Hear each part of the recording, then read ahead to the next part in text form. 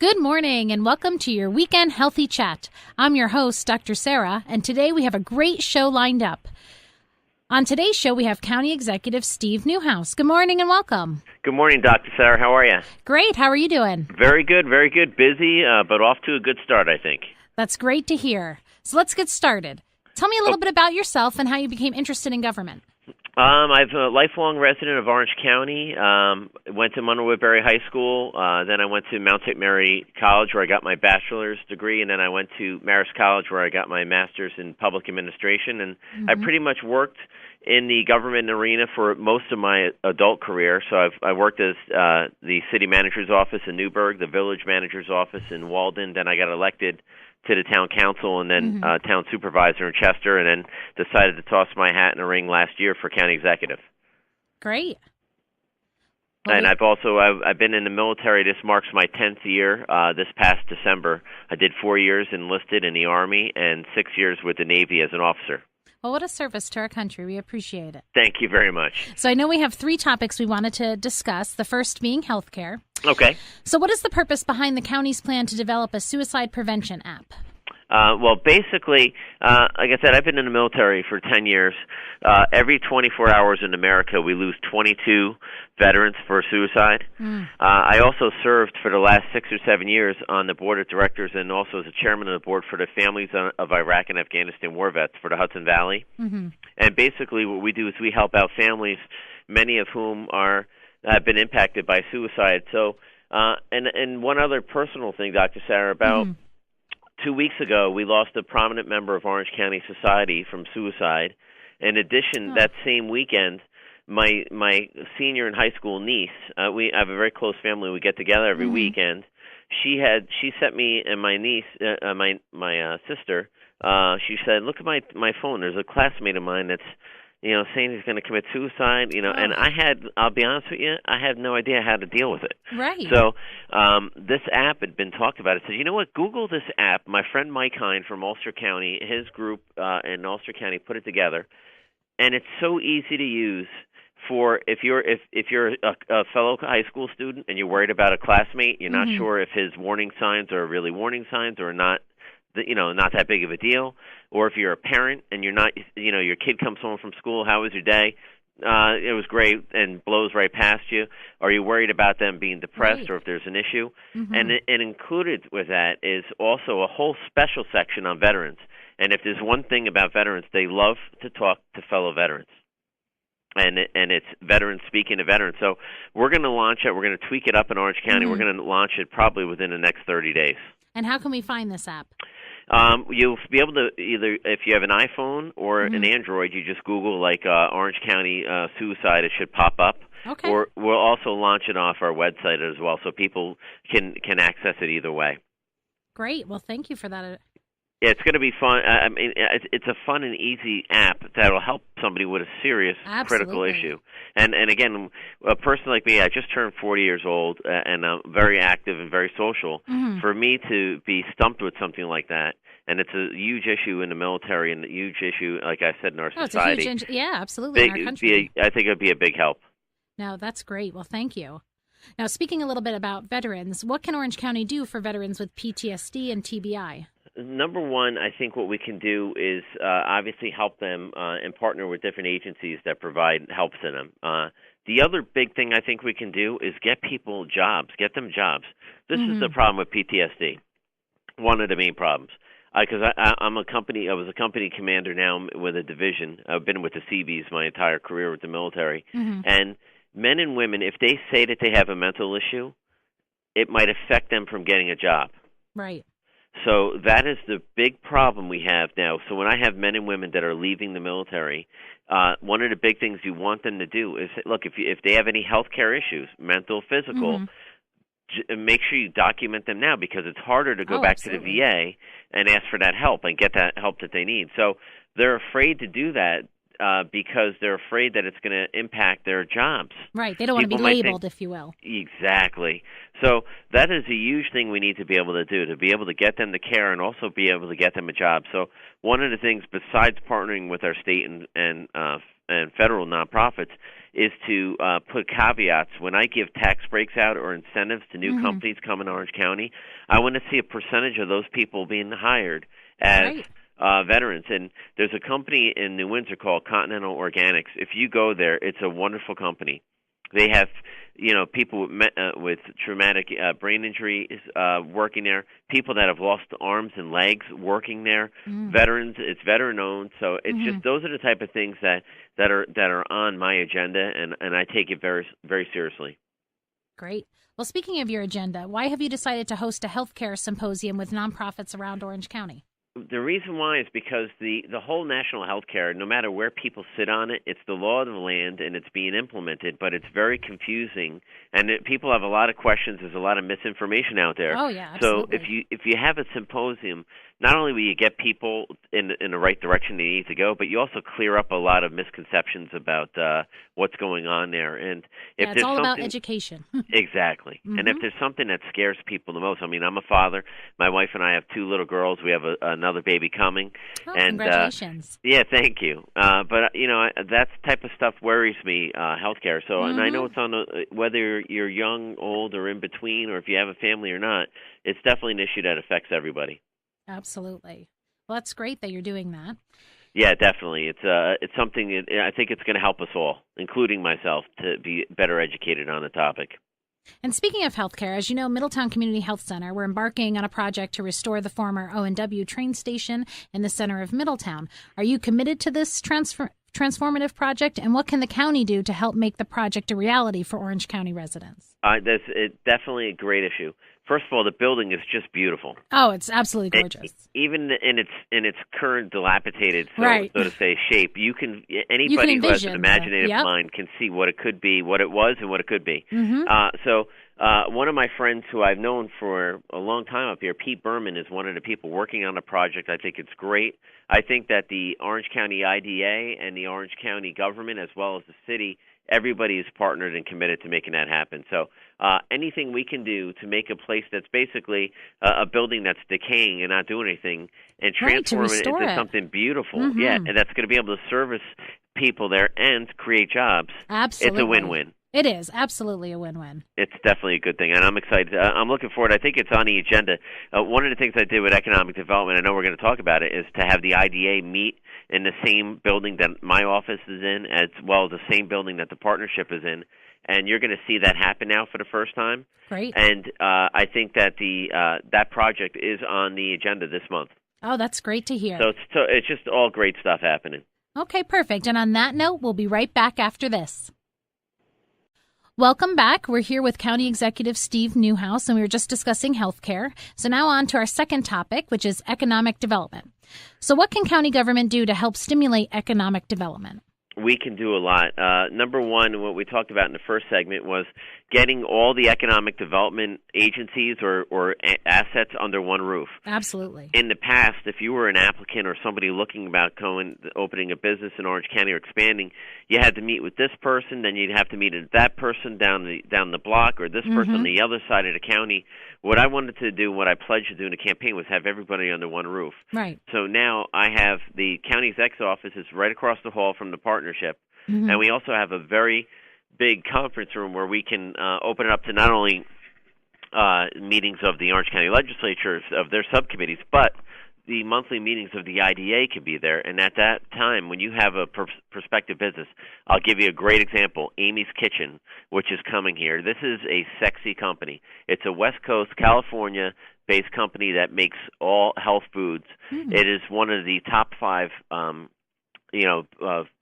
manufacturers of these pre-made meals in the country, all very healthy, and based on that, they met with myself, the partnership, and the IDA, all in the same room, under the same roof, and they're coming here. They're going to create about 650 jobs. Wow, that's great. Yeah, it's going to be great. I mean, the company is so ahead of its time and so ahead of New York. They're going to partner with local growers of the products that we have, like Pine Island, where we have a lot of onion growers and so on and so forth. So they're going to partner with them. They're already making arrangements with them. But I'll tell you one quick thing about this company. They hire a doctor and a nurse for each one of their manufacturing facilities. So their employees not only get health care, but they can get the health care there, which I think is very ahead of their time. Oh, absolutely. That's fantastic. And this is something that I'm excited about, and that's why having everybody under one roof is important. I promised 1,000 extra jobs in 1,000 days. I think we're going to surpass that by probably the summertime, because that's really what it's all about. We talked about veterans. If you get people jobs and keep them busy and have them feel good about themselves, it helps them in every different way of their life. Oh, absolutely. And speaking of jobs, so what is the Hire Local plan, and what steps can Orange County take to make it a reality?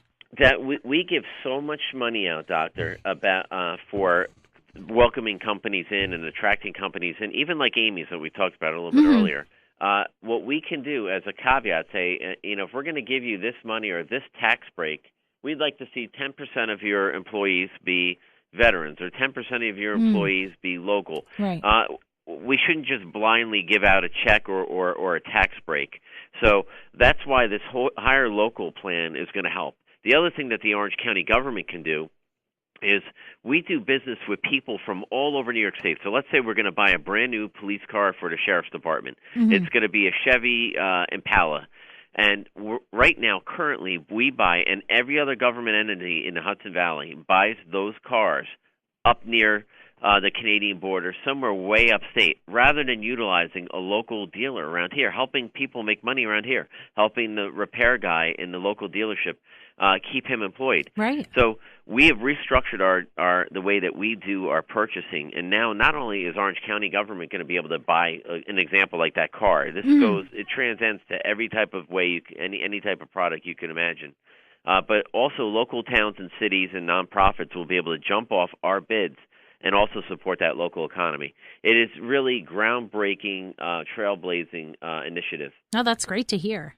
Yeah, so we're excited about it. Good. So what are some of the major economic development success stories in your administration so far? Well, so far we have, I mentioned Amy's Kitchen, which is just a sexy, I call the company, because it's not this smelting plant type of thing that you've seen in the past, like, oh, we've gotten this thing in here, which are also great jobs, but that aren't attractive.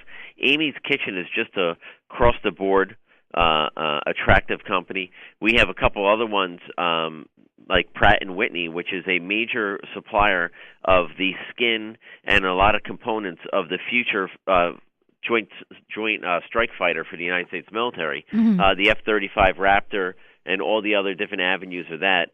They make a lot of the engine components and skin coverings for it. So we are excited that they have decided to locate their facility in Walk Hill, and that's going to provide probably about 80 to 100 jobs. And those are high-tech jobs. Right. So these are two of the first. We have a bunch. We're going to be doing a ribbon cutting at the end of this month, I believe, on Coach USA, which is going to have 350 jobs located here. They used to be headquartered in Jersey. Now they've moved their whole headquarters up to Orange County. And, I'm excited. We have a company called Monroe Cable that manufactures cable. Every U.S. destroyer, aircraft carrier, Coast Guard, any type of ship in the American fleet has cable that's from Monroe Cable. They've recently done an expansion. So we have a lot of jobs to be proud of. Like I said, we're going to try to help the local small business owner by doing business with them. But one last thing we're going to do is we're going to empower the Orange County Business Development Corporation, which gives low interest or no interest loans to minority and women-owned businesses, and as well as other businesses that might not normally qualify for a loan.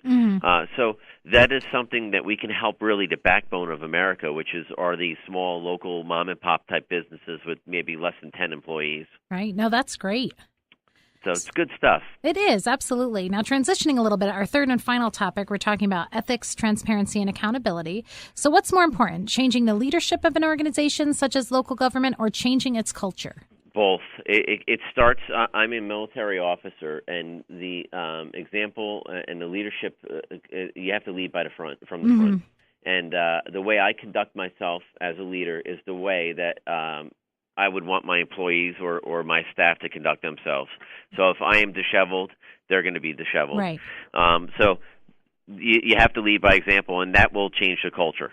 Absolutely. Now, what revisions and updates to the county ethics code have you suggested to the legislator, and why? we're putting it together right now, the district attorney, the county attorney, and I, and that is really working for vendors. There's sometimes you can't escape it. If like your parents had the restaurant that maybe always wins the county bid for vending, that might be difficult to do. But people that are in decision-making roles and then help shepherd a certain project through the process, and then take a job with that company that got the bid.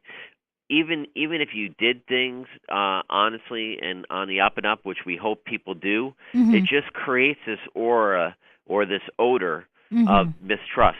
Right. And that's the biggest problem we have in American society now, is the mistrust of people with their government leaders. So I think if we tightened up our ethics codes that forbid people or legislators or executives or any type of elected official from having that close relationship with, and also being part of the approval process with vendors, I think you'd really start to break down that distrust that people have right now. Oh yeah, absolutely.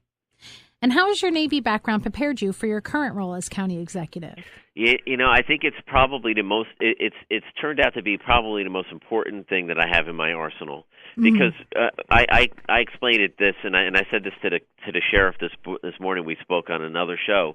The sheriff and I said we get presented issues in waves of three. The way I look at it. One is you get facts put in front of you, and you have to make a decision immediately, just like a field commander does, just on the facts you have in front of you.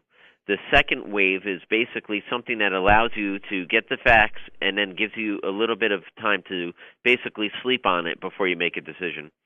The third wave is basically where we get facts put in front of us, and we have a little bit of time to put together our plan or our strategy of attack. And that seems to be how county government has been worked with me so far. I have some things that I got to make the decision right away, some things that I have a little bit longer, and some things I have a couple months, or basically almost like a long-term planning. And that experience I've had as a non-commissioned officer, and now as a commissioned officer in the military, has given me really the weapons in my arsenal, both mentally and physically, to do what I got to do to get the job done. That's great to hear. Well, I just want to say thank you so much for being on our show and the service you provide to our community. So thank you very much for being with us, Steve. I appreciate it. Thank you, and I'll be anytime you need me. I'll be there for you. All right, great. Well, we'll be right back after this. Thank you. Welcome back. Now is the time in our show for our email question of the week. And this mom writes, Dr. Sarah, I've heard conflicting opinions regarding proper storage of breast milk, whether it's in the fridge or the freezer. I'm not sure who's right. Please help. What a great question, and one that we're asked so very often here in the office. As per the Center for Disease Control, or the CDC, for breast milk stored in the fridge, they recommend about 5 days. If it's stored in the freezer, if it's a freezer that's part of a refrigerator, they say anywhere from 3 to 6 months. And if it's a chest or upright deep freezer, it can last anywhere from 6 to 12 months.